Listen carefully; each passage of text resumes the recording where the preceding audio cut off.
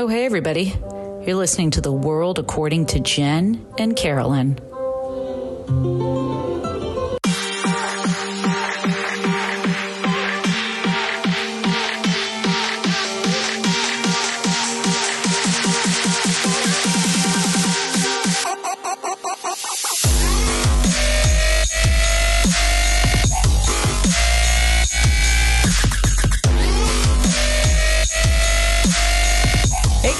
Hi, friend. How's it going?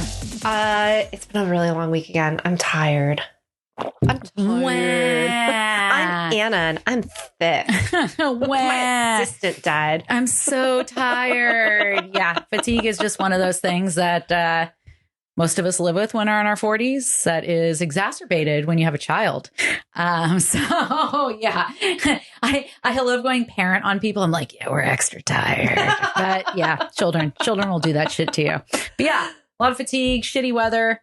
Yeah, the weather's not great. Yeah, but I think it's more about the topic we're dealing with today. It's heavy. That while I don't have a child, I have clients that are heavily. I think I'm a little burnt out. Let's say that makes sense. You're listening to people's problems all day. The ones that actually have legitimate problems. This topic, though, it's heavy. Up. I'm sure it does. I'm sure it's good for business, unfortunately. It is. That's why I was able to leave my job at the childcare place because I was able to it was like business started picking back up. God. Weird. The darker things are, the more therapy people need. Yeah. But at least they're going to therapy, which is good. Very good. That's awesome. People are trying to address these feelings that they're feeling associated with the darkness that's being perpetrated against those of us who actually care about democracy by the Trump administration, which is what we're going to be talking about today. So today's topic is resisting from the bottom up, how we defend democracy in the age of Trump. So this is a question that I think more and more Americans are asking because so many of us feel helpless. What can we do to defend democracy? It feels like a losing battle. It feels like a David and Goliath situation, but we got to think about it from the perspective of remember who won that battle, right? It was David, not Goliath. You're the one that went to religious school. Know that. Not I. And even I know that parable. So just remember when times seem really dark. Yeah. And just think about your favorite movies, right? Where good triumphs over evil. Evil is always bigger. What right? do they call that? The hero's dilemma or something? Something like literature? that. I don't know. Do you think it's we're trying to defend democracy or morality at this point? I think it's a combination of the two, right? And the two aren't always inextricably linked, but I think the democracy that those of us who care about like trying to achieve the most lofty principles of what this country was founded on, there's a connection. So what can we do to defend democracy? It's a ridiculously difficult moment. There's no doubt about it. Yeah. But history and real change reminds us power doesn't start at the top, right? It always starts with us. It starts at the bottom. Real movements coalesce with people. Plain, everyday motherfuckers. So we're going to take you on what we hope will be a hopeful and illuminating journey of resistance and resilience. We're going to talk about history. We're going to talk about, nonviolent resistance versus violent resistance, though that Carolyn and I are not advocating for violence, but there is a place when we are discussing resistance to authoritarian regimes. Yeah. Because there have been plenty of violent insurrections, violent movements against those who would seek to take our rights away and keep us in chains. So I did find this a very uplifting episode too. Good. Even when I looked at how I was like doing the stuff, I was like, the research that we were going to shoot at you. Yeah. No, we're not shooting anything at you. We're not shooting anybody. We're pacifists, remember? We're snowflakes. So, Carolyn, how often, you kind of alluded to this, how often do the themes of fear and hopelessness come up in your practice? All the time. Yep. I don't think it hasn't come up. I got licensed in 2018 or 19. I can't even remember now. But so it's literally been a part of therapy and my training since day one in a way that politically I don't know if I can't speak to that, but it's definitely been a part of it. But, again, this is a collective nervous system dysregulation. And political trauma is activating the fight, flight, freeze responses across not just individuals, but communities, and how marginalized populations are experiencing this through.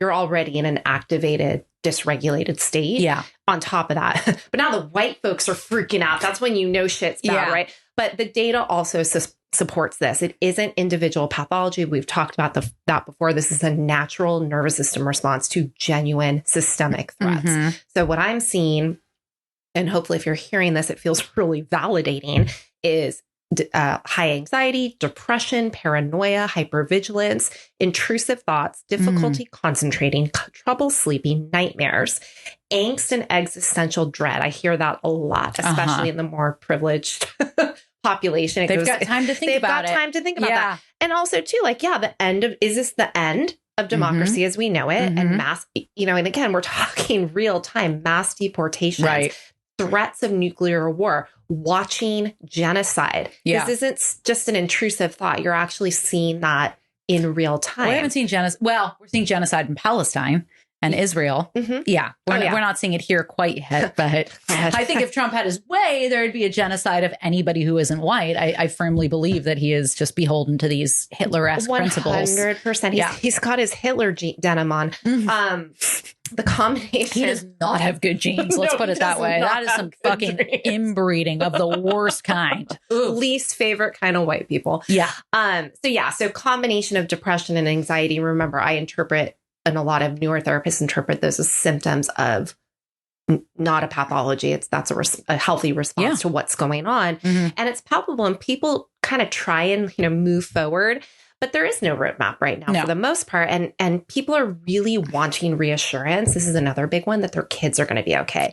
This is now the newer argument too, of like not wanting children. I don't want children. And this is one of the main reasons. Yeah. I don't know what that would be like. It's harder. It's another challenge as a parent. Right. So, again, the data also backs up what I'm hearing in my practice, that there's a widespread phenomenon that therapists across the country are reporting. So we've got a 2019 study, 87% of therapists reported speaking with patients about politics, and many therapists reported emergency sessions with distraught clients. That is what boosted my practice back in 2025. Yeah. 85% of therapists in 2025 surveyed were concerned about the financial impact of the Trump administration on their practice. As they should be. Well, and this comes into play when you're looking at the cuts in mental health and the cuts in insurance and all the shit that's going on there. And professional organizations of therapists are forming support groups to help mitigate burnout from this increased intensity. I actually joined the SF-based, it's called WTFR,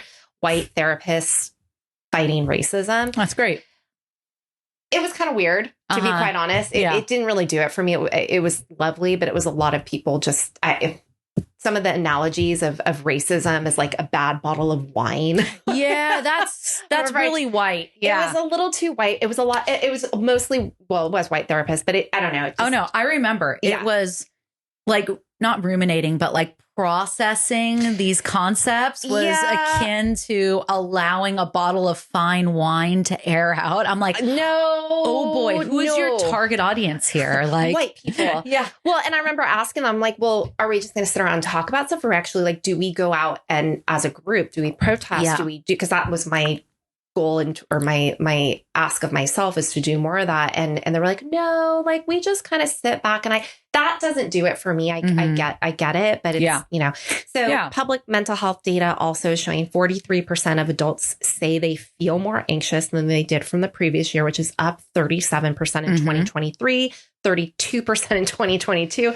73% are anxious about the election. 73% of Americans reported feeling overwhelmed due to news coverage and world events. And 59% are using mental health care are worried about losing access. So, it's a very real concern, and SNAP benefits are being cut. Yes. So people who are already living on the margins are now losing their access to food security, which sucks. And there's a misunderstanding that Republicans love to hang their hat on, which is, these people who are getting public benefits are freeloaders and they don't work and they should just get a job. Well, I hate to break it to them, but a huge percentage of people who get public benefits also work, many of them full time. So, it's a problematic. It's like Reagan and his welfare queen statement, which was total fucking bullshit. Like, are there some bad actors out there? Most certainly. But are they the absolute minority? Yes, they are. Yes, they are. So, and again, look at what's going on in the school system too. You're cutting social services and mental health in schools. So it's not a great time. Right. If you already, and that's if you didn't have a pre-existing stuff. You know? So it's kind of scary. Yeah. How about you? If you don't have a condition, you're going to have one after these 4 years. I personally don't think this administration is going to last an entire 4 years. Maybe that's just wishful thinking on my part. I don't know why that is necessarily. I don't know what that will be attributed the first to. 6 months have been, was it 6 or is it 5? I don't even know. I don't know, since January. So, yeah, he's not looking very healthy. I'm hoping that Venus stuff that he's got going on does a little bit of damage. You didn't hear that from me. So I work in local government, as a lot of you know, and this fear and frustration manifests in every space. And we are directly impacted by the Trump administration in terms of what we can say, what we can put in writing, et cetera. And, our interest is always in protecting the vulnerable communities that we are there to, provide security assistance to, et cetera. So there's no escape. And, that's basically where we're at. So topic at hand, we get questions all the time from folks, particularly in our community, our TikTok community, around what we can do to stop this asshole and all of the morons that he has surrounded himself with and who have infiltrated every branch of fucking government and the judiciary in a lot of places. So we're trying to sow them seeds of hope. Like Harvey Milk said, you got to give them hope. So let's talk about all the measures and tactics that we incorporated in previous episodes, but we're going to aggregate them in one episode. For your pleasure. For your pleasure. Let us begin. So, are they guardrails or are they illusions? For a long time, many of us believed that our institutions, the courts, Congress, even tradition would be enough to hold the line. But let's be honest, they've actually failed us again and again, not just in this administration, not just in Trump 1.0, but in previous administrations too.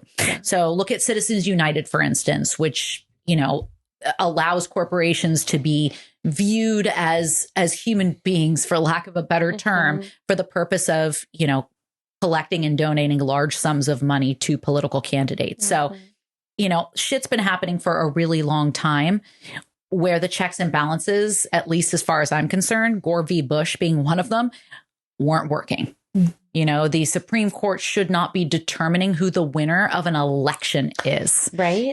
Especially when it's divided down party lines, as it was in Gore v. Bush. Anyway, so what we once called guardrails, it turns out they're more like suggestions. And they only work if people in power choose to honor them. So there's a historian named Timothy Snyder, and he warns, do not obey in advance. That quiet compliance, that early surrender, that's where authoritarianism begins. So don't surrender, y'all. That's first and foremost. So at the beginning of Trump 2.0, we were all worried, and still are, that these guardrails cannot withstand the onslaught against our democracy that characterizes the words and actions of this lunatic administration. The courts, however, actually are giving us hope. So a lot of people, and this really bothers me, like when I post, I try on our TikTok channel or whatever the fuck it's called.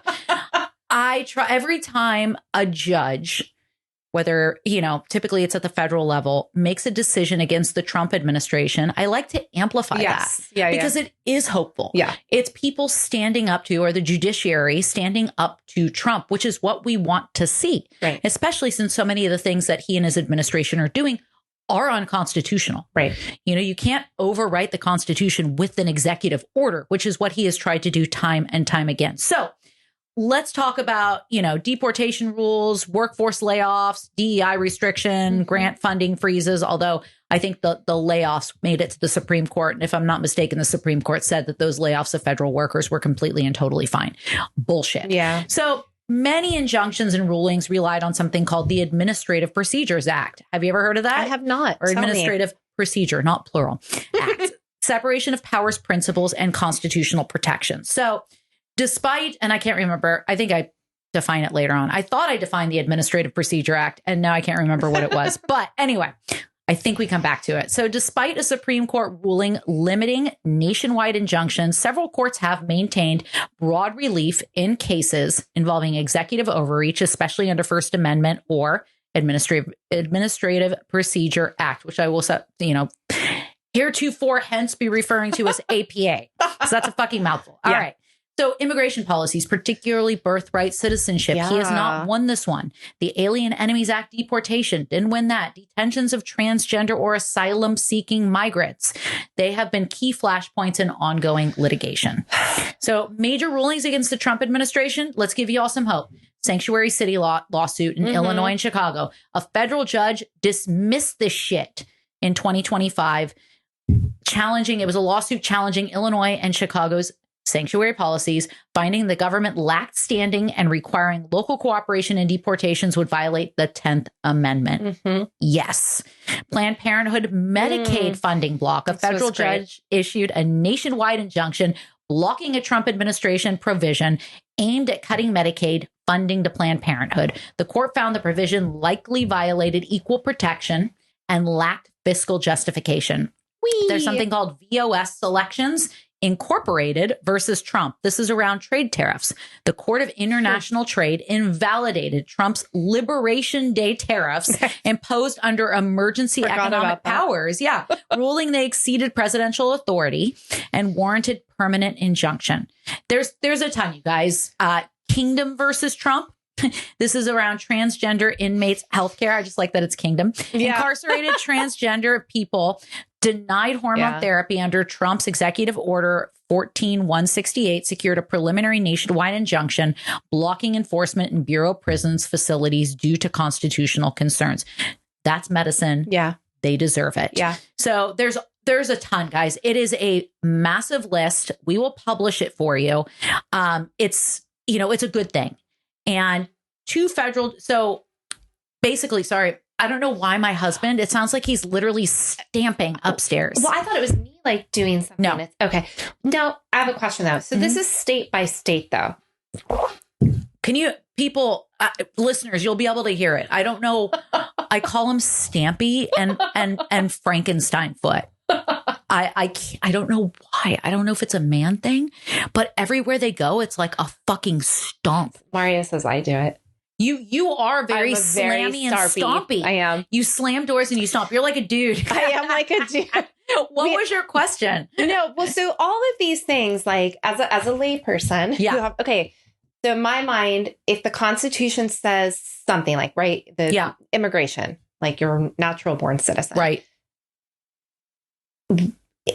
I don't understand then how each state can be like, not here. No, but you can do it here. Like, then isn't everyone just going to move to the states where they have that? Well, not the ones that don't. So it's interesting because the Republicans love to hang their hat on states' rights, unless the states' rights that are, the state is trying to implement something they don't like. So ultimately, the Constitution, this is my understanding. I'm going back to my political science classes, some of the law classes I took. Constitution is the highest law of the land. Yes. And you cannot have a state constitution, for instance, that has discrimination in it. Right. That will be overturned. That would be challenged in court. They would say, no, the law of the land is equal protection.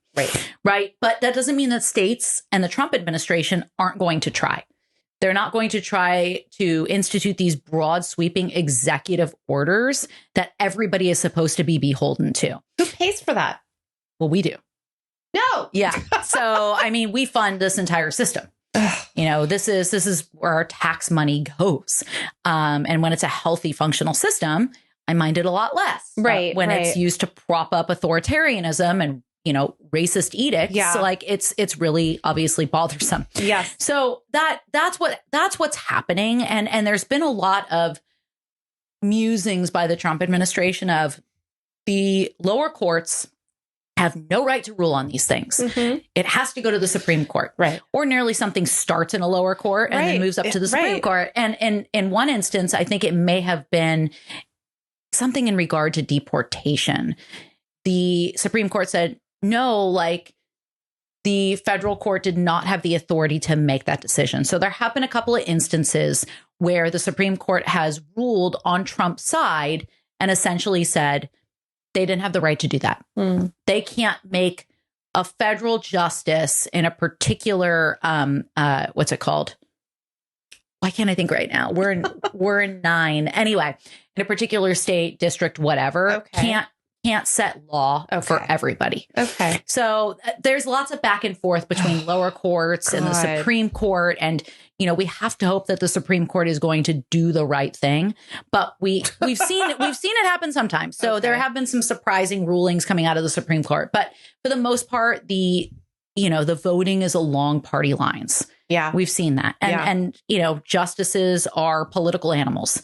They're supposed to be, unbiased and not bring their politics into, chambers. But that's bullshit. I've seen Law and Order. Right. Judges can get bought. Dun, dun. They all have their politics, right? There's a great book called Storm Center, which I recommend everybody check out. And it talks about this long history of judges, particularly Supreme. I think it's the emphasis is on Supreme Court judges exclusively, how they're political, but how they don't always vote their politics. There have been some surprises. There have been judges that, like Reagan, for instance, was responsible for putting on the bench, and they voted in ways oftentimes that conflicted with, Reagan ideology. So sometimes they'll surprise you. And we have to judges. They'll surprise you. They're just like us, full of surprises. So anyway, back to judges. So Trump, this is super hopeful. Trump has started to rebuke the Federalist Society. Are you familiar with the Federalist Society? Okay. So it's a society for law and public policy studies. It's extremely conservative.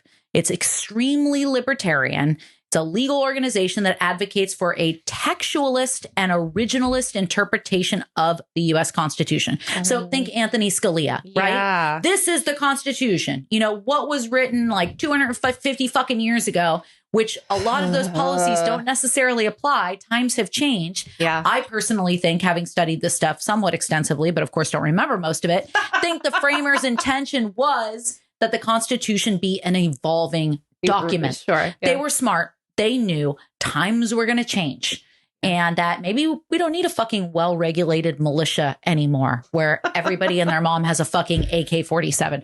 Maybe we don't need that shit. Yeah. So anyway, he has now gone after them, started going after them. 9 members of the Supreme Court of the United States, of the 9 members, 5 of them are current or former members of this organization. I bet you can guess which 5. Oh, Brett Kavanaugh, Neil, Clarence, Sam Alito, and Amy Coney Barrett. So I'm surprised who's missing from that. There's another conservative missing from that. Anyway, so this hit a catalyst, Trump getting all pissy with them in May of this year. There was a ruling by the U.S. Court of International Trade, which struck down Trump's sweeping tariffs imposed under the International Emergency Economic Powers. The panel included one of Trump's own appointees. Like I said, don't always vote with the person that put them in power, which escalated his frustration. He lashed out in a lengthy Truth Social post, fucking Truth Social, slamming the Federalist Society and its former executive vice president, Leonard Leo. He accused them of supplying him bad advice on judicial nominations and called Leo a real sleazebag, claiming Leo controls judges and even Supreme Court justices. See, that's the shady part. Yeah. It's an unspoken thing that these judges are political animals and that you expect them to do your bidding. You're not supposed to say the quiet part out loud. He always says the quiet part out loud, which I suppose is somewhat reassuring because there's no dog whistles. It's just blatant stupidity and racism for all to see on Truth Social. Yeah. So, Carolyn, can you give us a pulse check? Do people generally believe that there is actually an erosion of institutional checks and balances in the U.S.? Yeah. Okay. I get that. Absolutely. And the research confirms not just what I'm seeing in my practice, but again, just please hear this. It is not individual pathology. It is not Trump derangement syndrome. According to international democracy indices. Wait, where are you? I don't know what I just wrote. Indices. Like indexes. Okay. Indices. Yeah. I was like, what the hell? Indices. I love indica. Indica. Where's my international democracy sativa?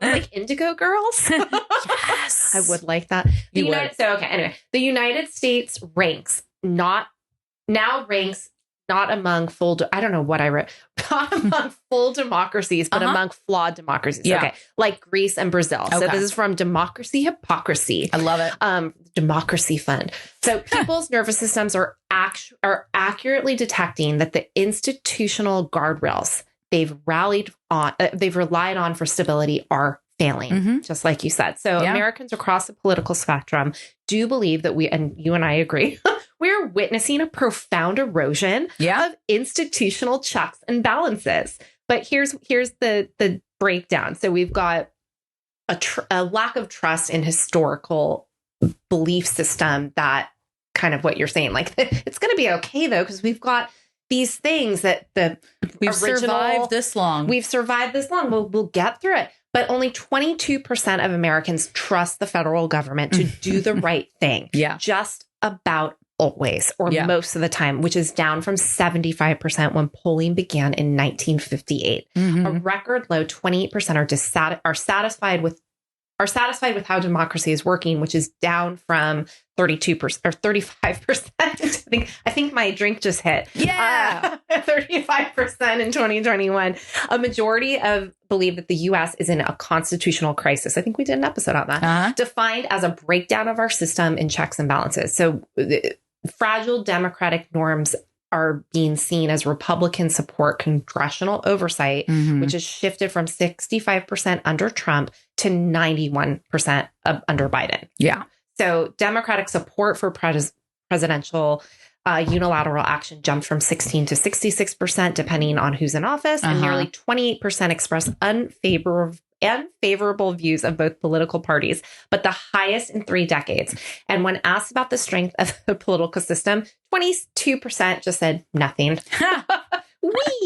So again, we're all going to die. Yeah. So from a trauma perspective, we're witnessing political disagreement and its collective nervous system activation in response to genuine institutional collapse. There's no way. I think I really started feeling it on Insurrection Day. That was kind of my breaking point. Did you say Insurrection? Oh, I thought you said Instruction Day. I'm like, what's that? Tell me more. It's It's a new plan, Project 2025. That was another fucking white therapy affinity group where you sit around and talk about your done with white that. guilt. I'm done with that shit. So, erosion of trust is not a good thing relationally. We need trust to feel safe, and democratic institutions kind of like the parental container, so to speak, and it's accelerating as executive overreach undermines checks and balances. So Pew Charitable Trust, we've named a lot of research from them. They have a great research article on Americans' deepening mistrust of institutions in general. Nice. And I think as we see more and more things coming out, there's so much more transparency. The internet has given it. Yeah. But people's bodies are registering this as an existential threat, and it is. And what's particularly concerning, again, from a nervous system regulation, is this institutional breakdown is creating collective dysregulation when social structures that provide safety and predictability. Although I will say that hasn't been the case for many populations. That it's always been this way. Yeah, it's like, oh, you're all just catching up now, right? Like, welcome to the shit show, right? But the sources of threat, entire communities are in a chronic state of being really stressed out. It's not hysteria. It's an adaptive response. And it's the new normal. Yeah. Which is the hardest part, which is, again, you take a break and then you go back to it and you see horrific things happening in the world. Right. That just means you're human if you're still having a reaction to it. I'm more scared the day you're desensitized to it. Yeah, I think it's simmering right below the surface for a lot of us, but it is front and center for a huge percentage of the folks in this country. Yeah. Like if you're in a position where you can't afford groceries, like I buy groceries on a weekly basis, obviously for my family, and I'm seeing the increase in costs. I can shoulder that. I'm fortunate, but there are a lot of people who can't. Exactly. Who are going to go without necessities. Without. Yes. And it's only getting worse. Yes. And if you can't go to the doctor when you're sick without receiving a massive bill, it's the medical system in our country was already the shits anyway. Now it's just been completely destabilized, not just by taking funds away specifically from Medicaid recipients and Medicare, but also destabilizing the Veterans Association. Because if you fuck with the VA, it is part of their charter that they come to the defense of the public health system if the shit really hits the fan. Yes. So it is it is a powder keg waiting to be lit. We have RFK at the head of the Human Services Agency that's scaling back on, you know, vaccine Jobs science and real science. Yep. Like really starting to muddy the waters around real science with fucking junk science and things that have been disproven. Mm-hmm. So you have that. You have the VA being stripped of staff. Mm-hmm. And then you have like a crazy person running everything. Mm-hmm. And so if we're in a situation where we have another pandemic, we could be really fucked. And you already have people who, given what's going on, are not operating at their highest, you know, self. Right. You're already in a state of fight. And this is ultimately what anthropologically predicts a species dying out. You can no longer, the ones who can't adapt are done. Yeah.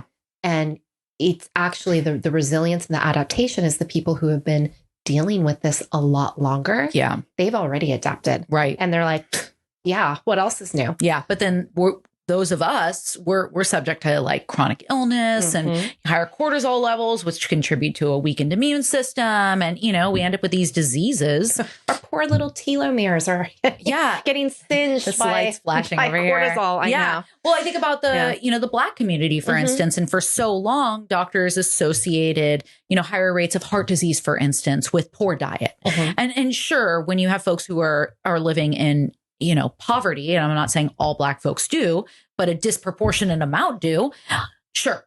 You know, you eat things that aren't particularly healthy, but doctors, a lot of them have come to the conclusion that it's really the stress, the chronic stress that's experienced by most folks in the African-American community, just by virtue of being Black in a very racist society, that contributes to elevated blood pressure and higher rates of heart disease. So these things matter. So on a lighter note, when I was thinking about how a lot of Democrats and Republicans probably agree when it comes to their distrust of the government. Have you ever seen that SNL skit with Tom Hanks as the guest and they're playing Jeopardy and it's a Black family with Keenan and it's him and they're all like not seeing eye to eye until they get to a question about not trusting the government. Yeah. And they're like, yeah. They're like all of a sudden like besties bonding over Medea movies, which I also really love. And apparently your mom does too.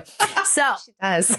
Anyway, like Tom Hanks said in that episode, where if it's a movie where I can pray and laugh all in 90 minutes, I'm you say that? I don't feel similarly about the praying thing, but I do like those dumb fucking movies. Anyway, I really digress here. You ever heard of Gene Sharp? No, I loved learning about this. This guy has the coolest moniker. He was called the Dictator Slayer. He didn't invent resistance, but he documented the shit out of it. So he was around from 1928 to 2018. Crazy. Long life. Awesome. He was the world's foremost expert on nonviolent revolution and has been described as the Machiavelli of nonviolence. He has the best nicknames. Jeez. I know. These are dope. If I can die with a moniker or a nickname like this, I'll be really happy. I'll probably get like the Queen of Mean. So in a lifetime of academic work, he's established nonviolent action and people power as successful instruments for political change. So his writings have inspired movements in like Burma and Serbia and Cairo, like, you know, Arab Spring stuff.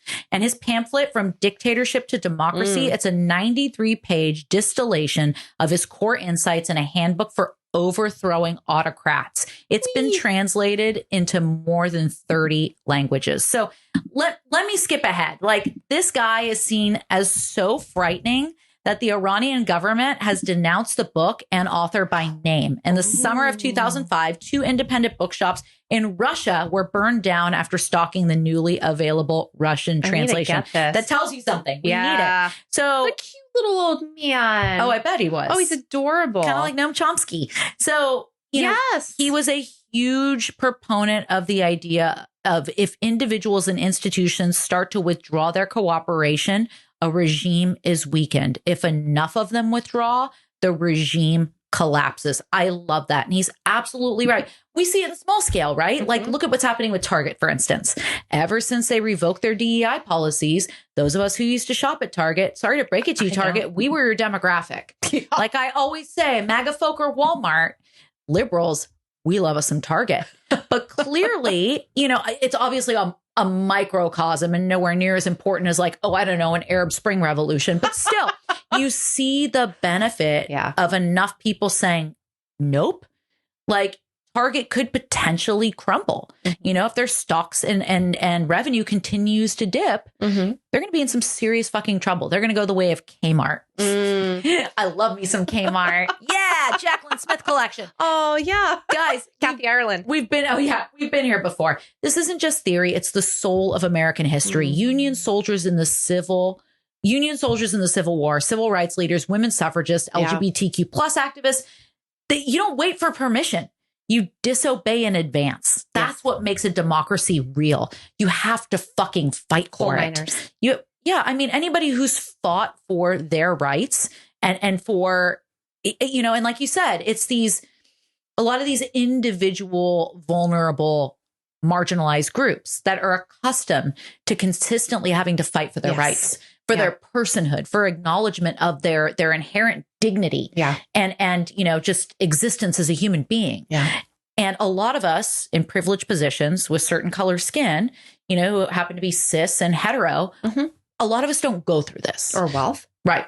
Women, we have a storied history of doing that, but it's in, you know, like gradations, right? Like I'm not going to experience the same level of discrimination that a Black woman is going to experience. Statistics tell us that. So, you know, a historian, Drew Gilpin Faust, wrote, "They made our lives possible, the people I just talked about. We possess a reciprocal obligation to the past." But not just the past, what's going on currently. We owe it to our trans brothers and sisters. We owe it to our siblings and brothers and sisters of color to fight, especially if we have any sort of platform or any sort of privilege. We need to leverage that. Now is the time. Don't wait for permission. No. I've never asked for permission in my entire life. I would rather ask for forgiveness. It gets me in trouble all the time. I don't even want forgiveness. Well, not in this case. No. I'm good with it. I'm good with it too. Yes. My soul is at peace, bro. So now not everyone prefers the nonviolent route. And again, this is not Carolyn and I advocating for violent revolution, but we want to acknowledge that this is a strategy and it's worked. Here in fucking America, it worked. So, you know, Thomas Jefferson is credited with this famous saying you may have heard: "The tree of liberty must be refreshed from time to time with the blood of patriots and tyrants." Now, he wrote it in a letter to William Stephen Smith in 1787. Now, it's supposed to be metaphorical, right? He didn't mean we should be out there like having violent revolutions all the time. But, you know, it really perpetuates this idea that liberty requires periodic conflict and sacrifice to remain vital, whatever that sacrifice looks like for you, whatever that conflict looks like for you. So, you know, well put. Where we've seen people like rise up and take up arms. Look at the French resistance to the Nazis. Look at the Cuban Revolution. Look at the Algerian War of Independence. If you've never seen the Battle of Algiers, watch it. That shook people who were quote unquote fighting terrorism or what I'd like to say fighting to uphold colonialism. It shook them so much. It was a training video used by the CIA and ultimately, I think, by Homeland Security. In fact, the version that I watched of it in college, I believe had the current director of Homeland Security at the time. This was right after Homeland Security was established because I'm that old. This was like 2003, maybe you know, pretty soon after 9/11. But anyway, they see it as, because insurgents do too, revolutionaries do too. They see this as a really good playbook for, you know, fomenting and perpetuating a revolution. So the people who are charged with stopping that are looking at it too. Interesting stuff. That. I'll check it out. It's heavy. It's really heavy. It's black and white. Anyway, you know, we also had the Eritrean War for Independence, Mozambican War of Independence, Vietnamese resistance. You know, we had the Sandinista Revolution in Nicaragua. Like all of these were violent revolutions that ultimately led to the overthrow of an autocratic, abusive tyrant, some of whom were installed by the United States. I was just going to say. Well, Nicaragua, I'm like, okay. And by everyday people, don't underestimate your power. Right. You're not alone. Right. Nobody does it alone. No. Not even the most pervasive leaders in movements do it alone. You know, they had to get people to trust them that taking action was the right thing to do, whatever that action looked like. You know, whether it was the ballot or the bullet that Malcolm X wrote about, or whether or not it was passive resistance in the streets that Malcolm X subscribed to. Like, they had to, convince people like this is worth it. Yeah. So that's where they've been instrumental. Yeah. But it's really the people on the ground on the front lines who chose to go along with the message. Yeah.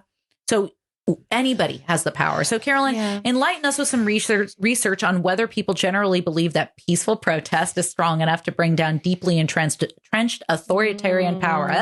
It's a little bit of a paradox, right? Yeah. The research overwhelmingly shows peaceful protest is more effective against authoritarianism, but public faith in its power is declining. Yeah.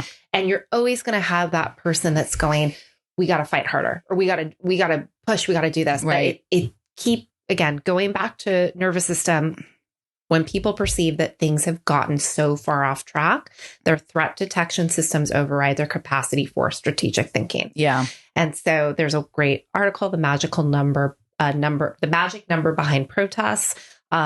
Research shows peaceful resistance works precisely because it maintains social connection rather than activating others into a fight and flight response. Mm-hmm. Absolutely true. It allows broader participation, including people whose nervous system can't handle the intensity of violence. That's me. Creates cognitive dissonance, which state violence is used against peaceful protesters, often shifting public opinion. Keep talking. I'm going to do violence on this light. If I don't, it's like tweaking. It's going to give me a seizure. It's going to give you a seizure. Yeah. I don't know what the hell's happening. I'm just going to turn it down ever so slightly in hopes that it stops fluctuating. I just looked right at it. In my eye hole. Anyway. I just looked right at it. Please, I'm sorry to distract you, but that was too much. That was activating you. It was activating me. Here's some clinical insight, though. So people in chronic activation states often believe that only matching the intensity of the threat with violence will provide safety. And violence usually does not work, right? So nonviolent resistance. So it's trauma logic, not strategic logic. So, but people do tend to think that nonviolent protest is a good thing. That's the paradox that overwhelmingly the research, it shows that people have a different perception of it than what you would think would happen. Is this in the US, the research that you looked at? Ooh. I'm curious about that because again, United States research articles. The fuck was that? It's Bill's mom calling because I'm using his equipment. And so this goes with the theme of like her timing. Anyway, I would be interested to see if it's US because it has been a very, very, very long time since people have actually had guns put to their head. Unlike, I mentioned Algeria and Nicaragua and all these places where this was the reality. And is happening now. Yeah, no, usually American journals. Yeah. And the meta reviews might be from some of those. But I think we're talking about facing this movement now where evolutionary psychology is actually working against our interests. And that same threat detection system, where I said it's a faulty nervous system. Yeah. So that same threat detection system that keeps our ancestors alive is now actually, if you can't adapt to this, I think that's going to be the next adaptation. Okay. That's me being super stoned and saying that out loud. Like it doesn't serve you to be constantly overwhelmed about this without being able to think logically. Yeah. That's the highest adaptation, to be strategic and to remain calm. Yeah. Like Martin Luther King, like that type of intelligence. It's impossible to feel that if you're like, Yeah. Yeah, I get that. So do you think that our system being constantly stressed and feeling like we're overwhelmed all the time is going to lead to people saying, I can't take this anymore? I don't think that's helping. Okay. I really, really don't. And I think that is the radical self-care. It's no longer enough. And it's kind of like during the pandemic, the things that we relied on, you couldn't do anymore. Right. And you saw a lot of people go nuts because we're all incredibly distracted. Yeah. That's the way it is right now. Yeah. And any movement, where does that calm, rational come from that actually not just a protest, but that shift in the movement? Like, think of the leaders that have actually done that historically. Yeah. It's a soft, gentle energy around that. I mean, yeah, kind of. I feel like I'm pushing back a lot tonight, but I don't think there's gentle energy. I think I wouldn't say that leaders like MLK and Malcolm X, for instance, were calm. They were able to appeal to people. I think they were under a tremendous amount of stress, not just because of what was happening to their community, but because they were the visionary leaders who were propelling the movement forward.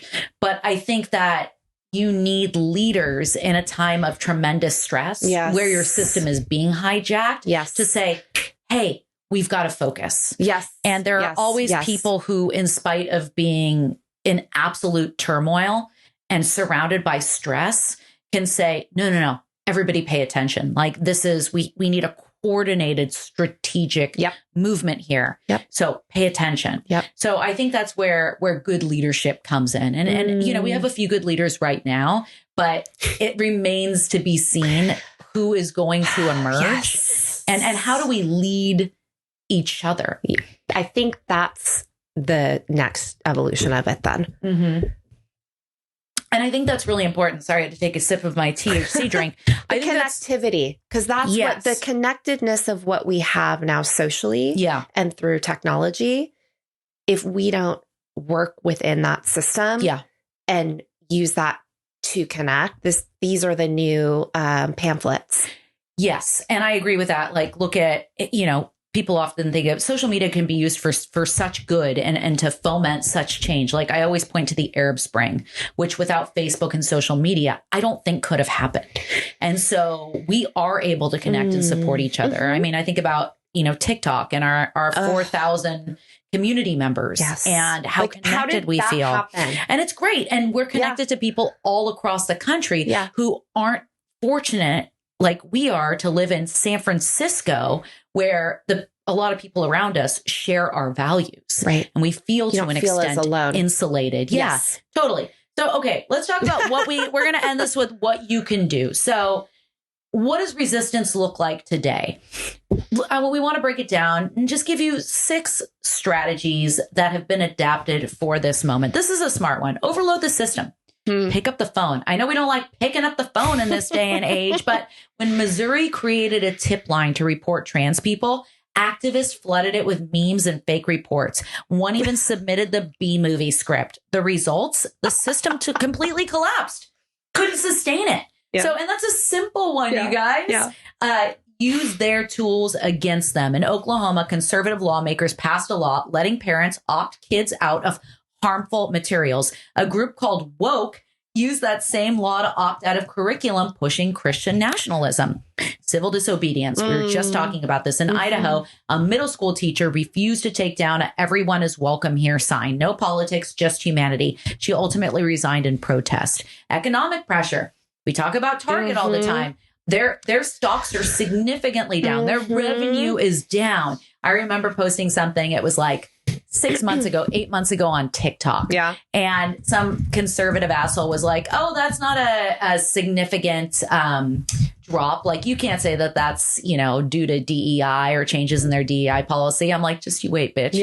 And now I think it's impossible to say that there isn't a connection between the two. So, you know, there's a noticeable hit to their profits and what I think is a corporate reckoning. I hope is a corporate reckoning. Nonviolent intervention. In Worcester, Massachusetts, ICE tried to detain a woman as her daughter screamed. Bystanders intervened. The city later passed an order blocking cooperation with ICE. That's badass. I think a lot of us, at least in our circles, have seen these instances on social media of ICE trying to take people and neighbors, community members surrounding them so ICE can't get them. It's badass. Humor and satire. We love this. This is our recipe. Ever heard of the Church of the Flying Spaghetti Monster? I haven't. The Satanic Temple? Fuck yeah, I have. They were running summer camp. I can't remember in what state for kids. And I was like, oh my God, if they were here. Oh my God, it's kind of like ironic that I said that. But we need to do an episode on Satanism because it's so different than what people think it actually is. But they were doing really dope shit. I believe in a lot of their politics. I know. It's you know why? Because I like things right now that my new favorite word is sensible. Like, just be sensible. They're completely sensible. Just be sensible. They're progressive. I love them. So these groups use absurdity to expose government bias, forcing public institutions to rethink religious favoritism. It was the Satanic Temple when all these statues and bullshit of like Christian stuff was going up in public places in front of courthouses and shit. Oh, that's and they unveiled that big like Baphomet statue. I was like, this is fucking rad. Yes. So final words, be as courageous as you can. Look, no one's saying that it's easy. It's quite the opposite. But here's your reminder from Snyder again. Be as courageous as you can. If none of us is prepared to die for freedom, then all of us will die under tyranny. This is the moment to act. Not someday. Now, big ways, small ways, but always together. We believe in that. We need each other. Yes. We are human. We need each other. And now we need each other more than ever. Yeah. So don't allow the bullshit being espoused by the right to divide you. Yeah. And stay together. Yeah. If your mental health is struggling to the point where you can do something, go help someone. Yeah. Go help the poor. Yeah. Go help the homeless. Go do something good. That is instant dopamine. Yeah. No, it's great. And I think people often think that there's nothing they can do. But again, my friends who speak Spanish, who have been galvanized by what's happening to the Latino community are like, how can I help? And I'm like, here are organizations who are looking for translators. Yeah. Like you can help families who are in danger of being deported. Yeah. So there's ways that you can do it. People reach out to us on TikTok all the time. What can I do just in regard to fighting back? And one of the best organizations, though I'm not religious, is Catholic Charities. Catholic Charities is in every state, and they do a tremendous amount of work with immigrants. Catholic Charities is great. So look up Catholic Charities. Even if you're not religious, they don't really push the religion part of it. Not that much. They're great. You know, the ACLU, you can also donate money, right? The ACLU is out there fighting hundreds of lawsuits against Trump administration 1.0 and 2.0. Yeah. They're doing the work. So reach out to us. We encourage you. You can actually send us a text. Jenna and I are just sending each other weird texts. We're just each other out, testing it to make sure it works. But you can send us a text. All you have to do is when you listen to our episode and you look at the information, our show notes, our research, it says right there, send us a text. Click on it, send us a text. We'll send you information that pertains to ways that you can help in your state. Yeah. All right. We love you. I'm trying not to burp into the microphone. Disgusting shit. Keep listening. Follow us on TikTok. Watch JC. YouTube. Yeah, YouTube. All the things. Instagram, Facebook. Yes. We're not on Substack yet. I don't even know anything about Substack. Don't give me something new to learn. I'm old. All right, everybody. We'll see you next week. Bye.